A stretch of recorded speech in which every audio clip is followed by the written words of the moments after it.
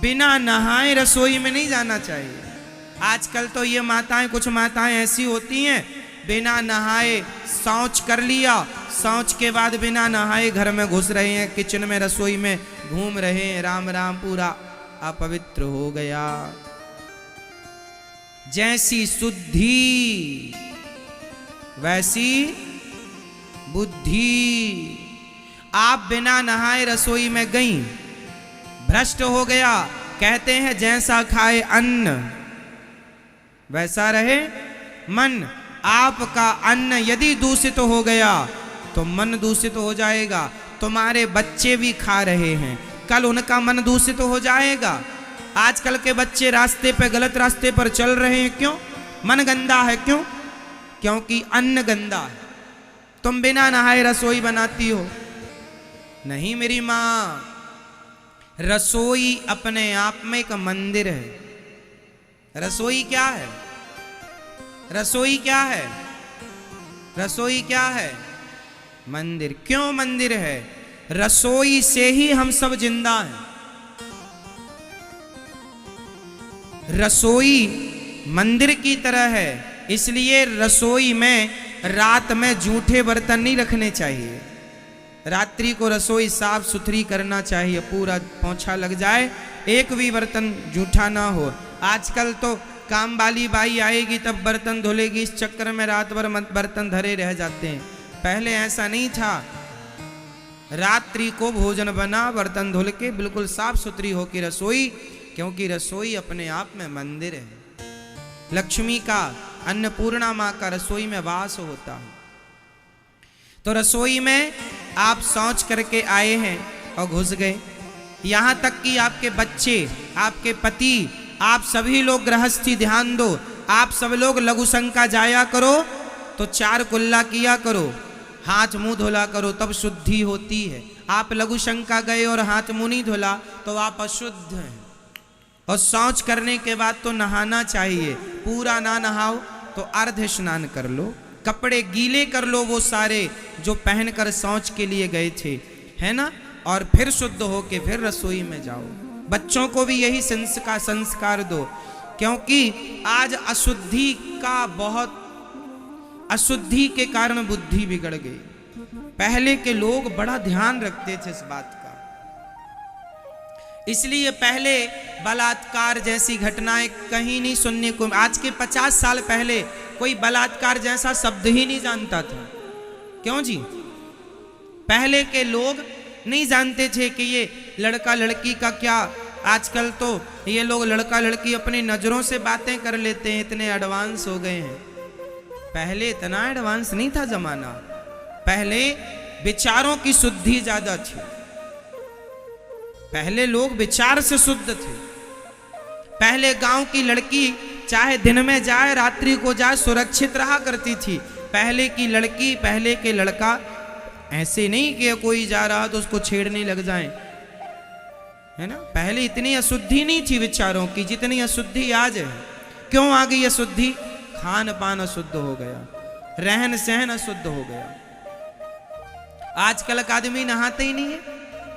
अब सर्दी आ गई, कुछ माताएं तो 4-4 दिन नहीं नहाएंगी, 4-4 दिन के लिए बम।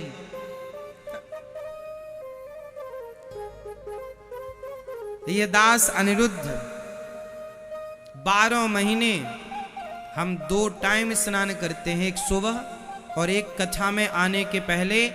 कथा में आने के पहले भी स्नान करके ही आते हैं, बिना स्नान किए कथा में नहीं आते। इसलिए क्योंकि सब लोगों को स्पर्श करते रहते हैं दिन में, आप लोगों से मिलना मिलाना होता रहता है। तो कथा में आने के लिए, क्योंकि हम अशुद्धि में कथा सुनाएंगे तो हमारे विचार अशुद्ध हो जाएंगे। हमारे विचारों में वो अशुद्धि प्रवेश कर सकती है। हमारे विचार, हमारे थॉट, हमारी बुद्धि अशुद्ध ना हो जाए, इसलिए शुद्धि का ख्याल रखना होता है। अब कुछ लोग मानते हैं, इससे क्या फर्क पड़ता है, मानो मत मानो,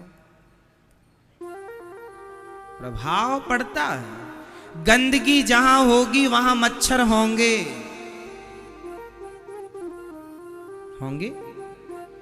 जहां आप गंदगी में रहने लग गए जहां आपका खान पान रहन सहन गंदा हुआ, वहां विचारों की गंदगी होगी, आपका विचार गलत जगह पर जाएगा। बोलो हाँ या ना। और आप सवेरे जल्दी नहाते हैं, पूजा पाठ कर लेते हैं, तो आप दिन भर के लिए पॉजिटिविटी से भर जाते हैं, अच्छे विचारों से भर जाते हैं। ये बातें बच्चों को बताया करो। तुम्हारे बच्चे 10 बजे सो के उठते हैं,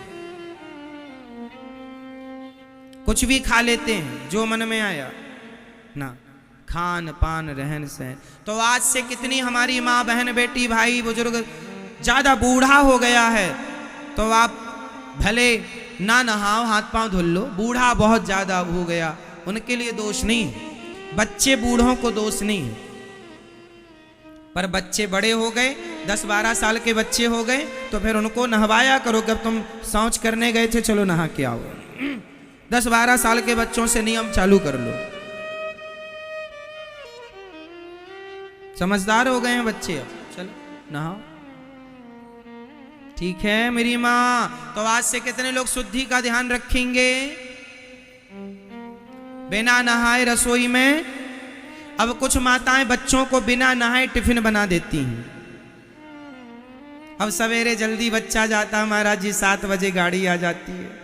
अब सवेरे बच्चे को आप 7 बजे, तो आप जल्दी उठ लो ना मेरी माँ, थोड़ा जल्दी सो जाया करो, 9 बजे सो जाया करो, 10 बजे सो जाया करो, और 5 बजे 5:30 बजे जाग जाओ। जाग जाओगी तो जल्दी नहा लो, और नहा के फिर रसोई में जाओ, बच्चे के लिए जो भी रोटी पूड़ी बनाती हो उसका टिफिन बनाओ, और बना के पहले भगवान जी का भोग लगाओ, और भोग लगा के फिर टिफिन में बच्चों के लिए प्रसाद रखा करो। वो प्रसाद खाएंगे तो ज्यादा अच्छा हो।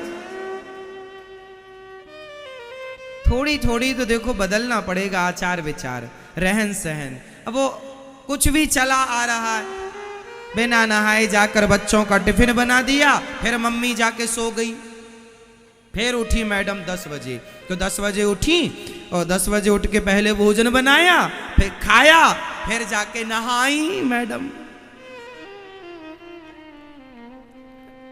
ऐसा चल रहा है। अब तुम्हारे हाथ का कोई साधु पानी पी लेगा ना, उसकी भी बुद्धि भ्रष्ट हो जाएगी। ऐसे राक्षसों के हाथ का कोई पानी पी ले, इसलिए पहले के साधु संत, पहले के समझदार लोग सबके हाथ का पानी भी नहीं पीते थे। जात पात से लेना देना नहीं है, आचार विचार का लेना देना है। आपके आचार विचार गंदे हैं, रहन सहन खान पान गंदा है, तो हम आपकी संगति करेंगे, आपका पानी पिएंगे, आपकी रोटी खाएंगे, तो आपके गुण हम में आएंगे। इसलिए सबके यहाँ लोग खाते नहीं थे, सबके हाथ का पानी नहीं पीते थे। पहले तो पानी भी सबके हाथ का नहीं पीते थे। क्यों? तो पूजा करता है। तेरे गले में तुलसी की माला है, तुलसी की माला होगी तो तेरे पूजा करने वाला मान के तेरे हाथ का पानी पिएंगे। तेरे गले में कंठी नहीं है, तेरे गले में तुलसी की माला नहीं है, तू संध्या वंदन नहीं करता, तू पूजा पाठ नहीं करता, तू भगवान में श्रद्धा नहीं रखता, तेरे हाथ का पानी नहीं पिएंगे, क्योंकि तेरे अंदर भगवान में अश्रद्धा है। क्या है? अश्रद्धा। तेरे अंदर भगवान के प्रति अश्रद्धा है, और हम भी कहीं तेरा पानी पी गए, हमारे अंदर भी कहीं अश्रद्धा ना जाग जाए, इसलिए नहीं, हम तेरे हाथ का नहीं पिएंगे। इसलिए पानी पीना, पहले के लोग सबके हाथ का खाना पीना नहीं खाते थे। और आजकल तो सबका खा रहे हैं, है ना। यहां जातवाद से लेना देना नहीं है। आप मोची के घर की भी रोटियां खा सकते हैं, पर वो मोची रैदास जैसा भक्त होए तो उसके घर की रोटियां खाई जा सकती हैं। भक्ति है आपके अंदर तो भक्तों की रोटियां खाई जा सकती हैं। और यदि आचरण से गिर गया ब्राह्मण शराब पीने लगा हो, ब्राह्मण मांस खाने लगा हो, तो ऐसे ब्राह्मण के घर का भी पानी नहीं पीना चाहिए, भले ब्राह्मण हो आप। समझ रहे हैं आप लोग? आचार विचार का पालन सबको करना चाहिए, चाहे ब्राह्मण हो, क्षत्रिय हो, वैश्य हो, शूद्र हो। ये मतलब नहीं कि तुम ब्राह्मण हो और तुम मांस खा रहे हो, शराब पी रहे हो, और तुम कहो कि हमारे घर खाओ नहीं, तुम भले ब्राह्मण हो पर तुम आचारहीन हो, इसलिए तुम्हारे घर नहीं। आचारहीन ब्राह्मण भी पूज्य नहीं है। ठीक है मेरी मां। क्षत्रिय भी आचारहीन है तो वह पूज्य नहीं है, वैश्य भी आचारहीन है, पूज्य नहीं है, शूद्र भी आचारहीन है, पूज्य नहीं है, और आचारवान है, आचार विचार आपके अंदर है, आप नियम का पालन करते हैं, नहाकर रसोई बनाकर भोग लगाकर भोजन करते हैं, ईमानदारी से जीवन गुजारते हैं, ईमानदारी की रोटियां खाते हैं, भक्ति करते हैं, तो आप मोची भी हैं तो कोई फर्क नहीं पड़ता, आप उसकी रोटियां खा सकते हैं यदि उसके अंदर भगवत प्रेम है तो। क्योंकि भक्ति सबको शुद्ध करती है, भक्ति सबको शुद्ध करती है। तो आप लोग आचार विचार का ख्याल रखेंगे कि नहीं? कुछ भी खाएंगे? हाँ नहीं मेरी मां, हमारी माताएं चप्पल पहन के रसोई में भोजन बनाती हैं। देखो इतनी सुख सुविधाओं का ना लोग मिसयूज करने लग गए। जितनी सुविधाएं मिल गई ना उतना मिसयूज। चप्पल तो चप्पल ही होती है, क्यों चप्पल। अब आप कहेंगे महाराज जी आपको चप्पल से क्या प्रॉब्लम हो गई? ना हमें नहीं है, मैं इसका साइंटिफिक रीजन समझा सकता हूं। साइंस, चप्पल पहनने से कितना बड़ा नुकसान होता है इसका मैं साइंटिफिक कारण बताता हूं, साइंस से जुड़ा हुआ, विज्ञान से जुड़ा हुआ। सुनो, आप फेस का तार पकड़ लो, फेस का, यदि आपने चप्पल पहनकर तार पकड़ लिया है तो आपको करंट नहीं लगेगा। बोलो हाँ या ना। आप बिजली का तार फेस वाला आप चप्पल पहन के पकड़ लेंगे तो आपको करंट नहीं लगेगा। बताओ क्यों नहीं लगेगा? उत्तर दो फटाफट, जोर से। क्योंकि आपने चप्पल पहन रखी है। तो चप्पल पहनने से क्या हुआ? जो पृथ्वी से हमें अर्थ मिल रहा था वह अर्थ कट गया, इसलिए चप्पल पहनकर हमने फेस पकड़ा तो करंट नहीं लगा। लेकिन चप्पल उतार कर यदि आप फेस का तार पकड़ लेंगे तो मर जाएंगे अर्थ, और फेस मिल जाएगा, मर जाएंगे। आप इस बात को मानिए कि चप्पल पहनने से जो पृथ्वी से अर्थ मिल रहा था वह कट गया। उसी प्रकार जब माँ भोजन बनाती है तो नंगे पांव बनाती है, तो पृथ्वी से कोई ना कोई पॉजिटिव एनर्जी है जो माँ के हाथों से होते हुए उस भोजन में प्रवेश करती है, जिसे अर्थ कहते हैं। वो चप्पल पहनने से वो एनर्जी कट हो जाती है। तो आपका भोजन वह शक्ति प्रदान नहीं करता जो शक्ति करनी चाहिए थी। आप मान रहे हैं इस बात को?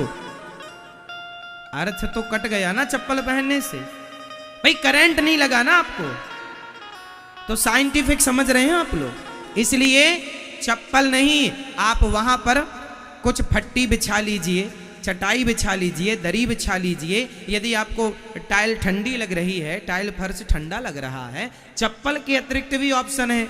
आपके पांव में कोई दर्द है तो आप वहां कुछ बिछा लो भैया, मोटा गद्देदार बिछा लो, पर चप्पल मत पहनो। क्योंकि कपड़े से वो कनेक्टिविटी कट नहीं होती,